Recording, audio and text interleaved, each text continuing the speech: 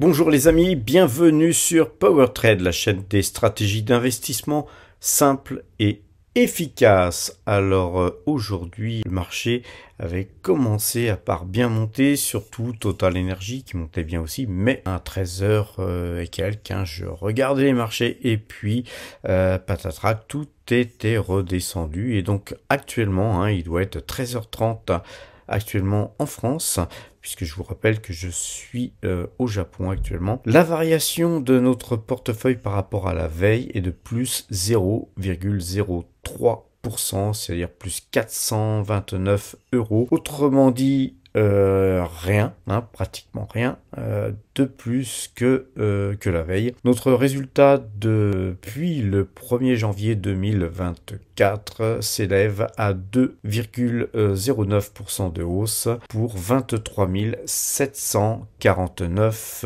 € de gain.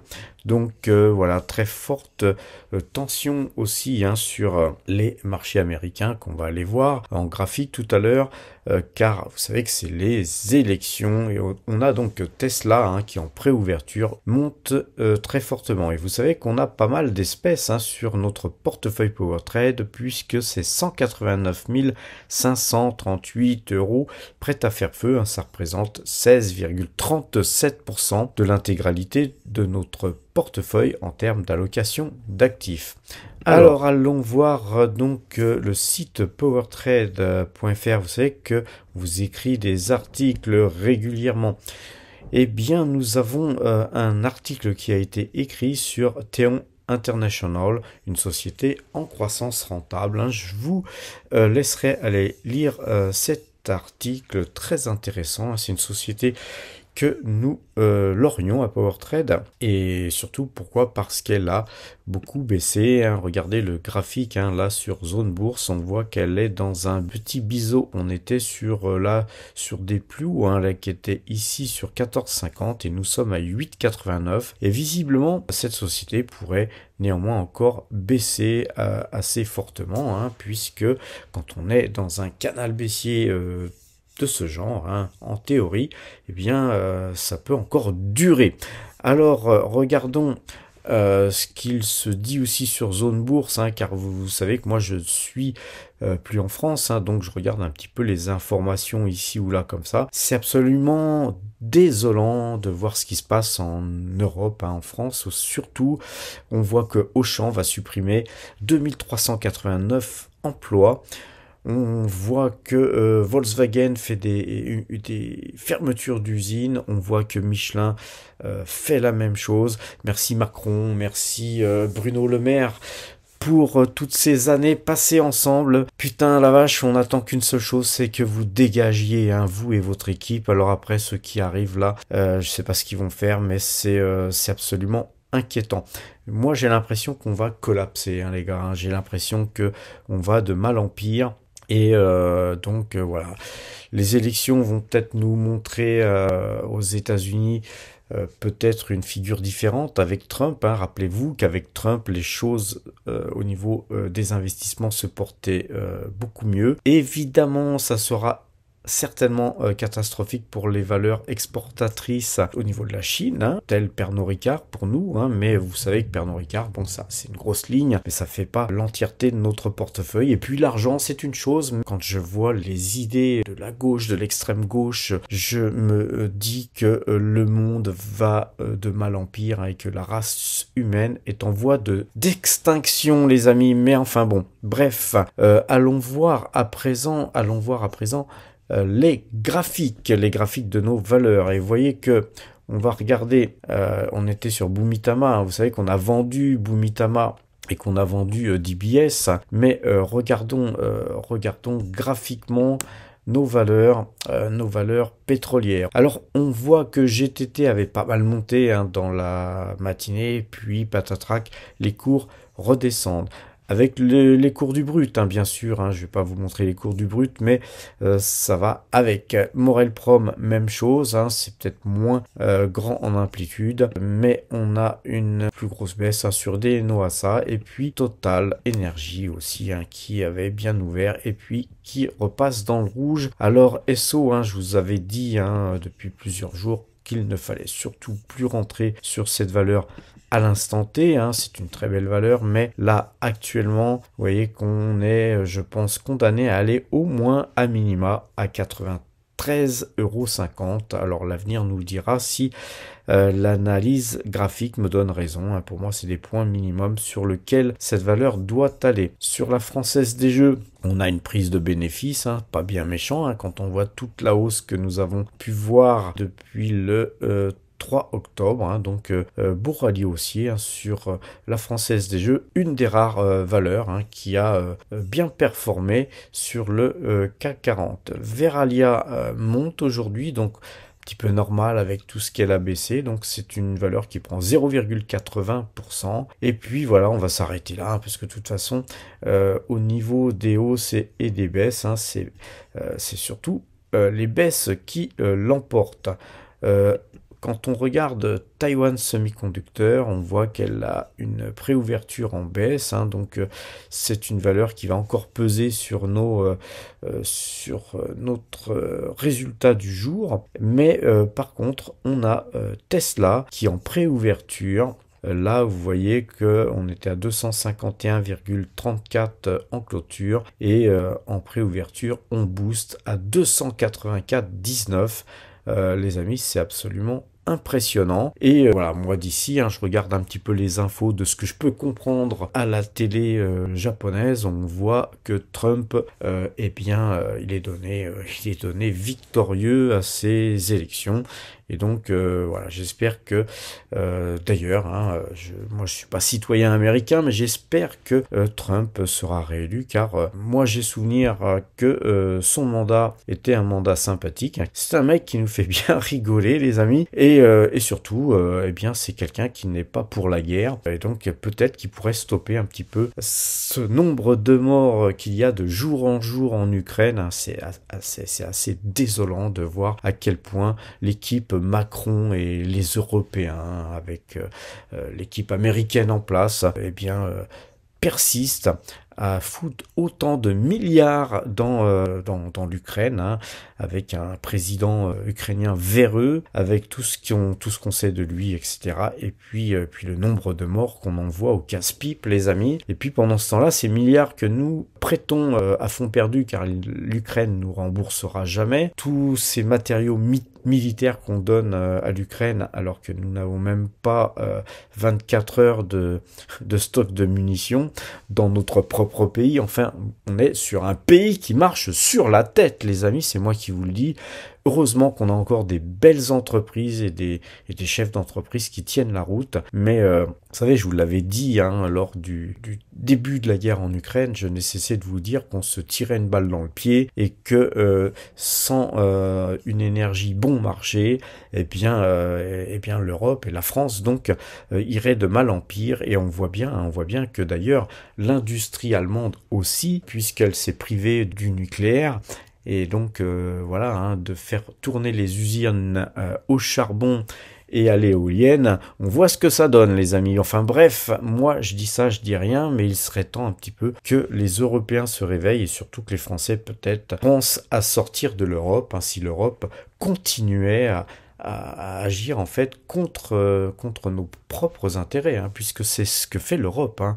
On a déjà détruit la plupart de nos belles entreprises, mais c'est pas suffisant, il faut qu'on continue, on dirait qu'on veut aller jusqu'au bout, hein, jusqu'à la mort de toutes les belles entreprises qu'on puisse avoir. Je sais pas, hein, voilà, on a là même des lois européennes, hein, qui ont signé la mort de toute l'industrie automobile française, hein, en obligeant les constructeurs européens à faire des voitures électriques, alors qu'on en est visiblement pas si capable que ça, alors qu'on avait une belle industrie de voitures thermiques, hein, puisqu'on était quand même bien placé, mis à part Stellantis, hein, qui déconne, on va dire, assez fortement depuis quelques temps. Mais là, vous voyez bien que le domaine de l'électrique, entre Tesla aux États-Unis et des voitures super bon marché et de très bonne qualité en Chine, eh bien, l'industrie automobile européenne est vouée à mourir, hein, les amis. Et donc, moi, encore une fois, à tous les commentaires, hein, quand on me disait qu'est-ce que tu penses de Stellantis, ça fait déjà belle lurette que je vous dis surtout pas. Qu'est-ce que tu penses de Volkswagen? Ça fait belle lurette que je vous dis surtout pas non plus. Donc voilà, effectivement, vous avez des bons rendements, mais même avec des bons rendements, si vous perdez 3 fois plus en perte de capital sur la valorisation même de l'entreprise, eh bien le bon rendement ne vous servira pas à grand chose. Les amis, allons voir les cryptos. Regardez-moi le Bitcoin, hein. On vient de casser ce point là ici et ce point là qu'on avait donc ici. Je vous retrace ça comme il faut. Pour moi c'est super bullish. Jusqu'où pourrait-on aller? Eh bien, je pense qu'on peut aller aisément. Vous voyez ces deux points-là, hein, que je vous ai tracés il y a fort longtemps. Nous mène, je pense avec le timing, nous mène sur les 95 000, hein, 95 000, voire avec un petit excès, hein, 100 000 $. Hein, je pense qu'on est à portée, les amis, si ça s'emballe, hein, avec Elon Musk et Trump, hein, on pourrait voir Tesla et le Bitcoin monter très fortement.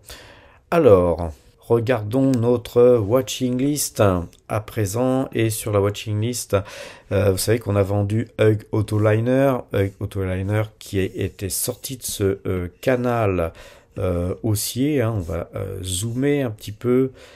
Nous avions bien acheté Hug Autoliner puisqu'on l'avait acheté à 119 euros.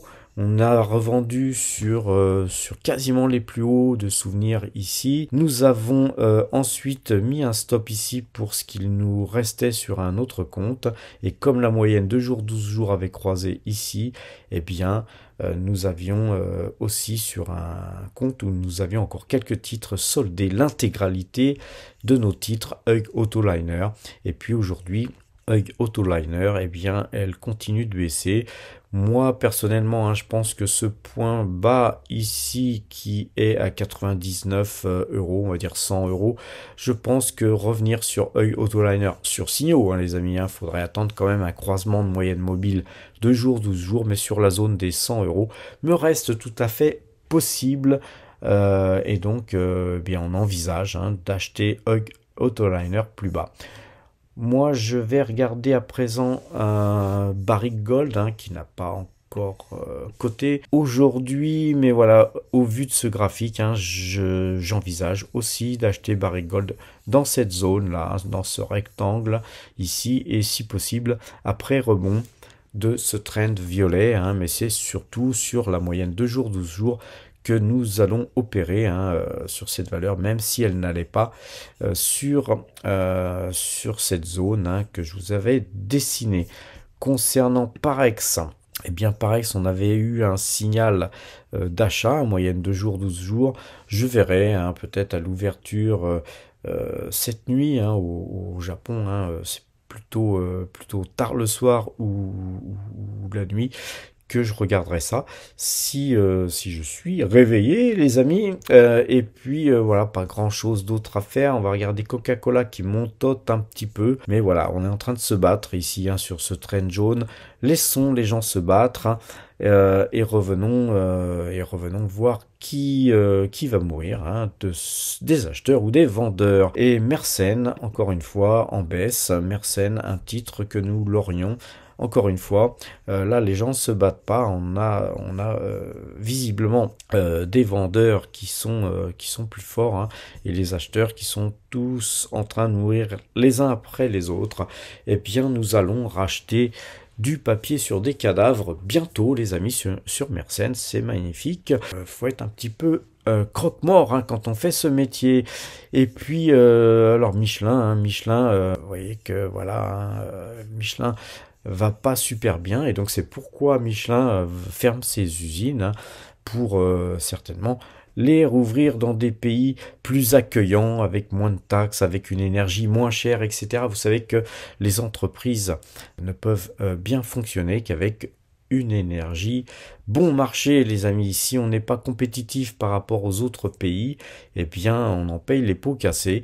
Eh bien, j'espère que cette leçon, Bruno Le Maire, tu l'apprendras dans ta gueule, hein, puisque à te vanter d'être avec Monsieur Macron, notre cher président, les deux personnes qui ont fait de la France une France qui fonctionne bien et qui embauche et qui fait venir des usines, etc. Eh bien, je sais pas où vous voyez tout ça, les amis, mais force est de constater que vous êtes dans un délire complètement irrationnel et qu'il est temps que vous nous ayez lâché les baskets 5 minutes. Alors il y a un titre que on va voir pour rigoler, les amis, dans notre watching list, c'est Lotus Bakery. Hein. Par contre, Lotus Bakery, hein, c'est une valeur, franchement, qu'il fallait avoir dans son portefeuille et jamais vendre.